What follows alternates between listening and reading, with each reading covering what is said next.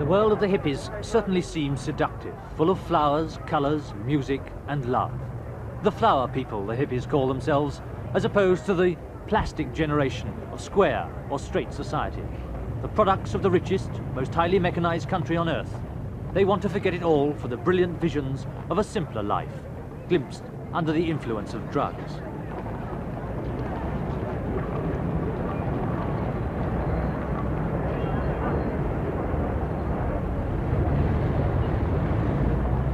Hippies defend LSD by saying it's non-addictive, and they claim it causes no bodily harm. But the psychiatric wards of San Francisco's General Hospital are getting more and more cases of hippies suffering from bad LSD trips. Dr. Arthur Kafani, director of psychiatric admissions there, emphasized that a bad trip can occur at any time. What may be beautiful in one moment may, a few seconds thereafter, be rather frightening, almost to the point of a complete break with reality or a psychosis.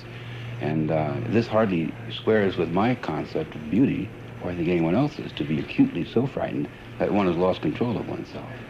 So there is another side to the coin. I think that people should realize that these drugs are not all a one-way path to, the pot of gold at the end of the rainbow, but it's a rather two-edged sword, in that it can produce a very, very disturbing psychological and perhaps even physical reaction, which could lead to permanent damage in the person's behavior or even the person's thinking. Are there physical dangers, do you think, to these drugs? I think that prolonged use of LSD or the psychedelic drugs can produce, and does produce, physical changes in the brain, and as such, which may not be reversible, and which certainly are shown by the person's behavior. And I think there's reason to believe that it does cause brain damage over a prolonged period of time, prolonged usage.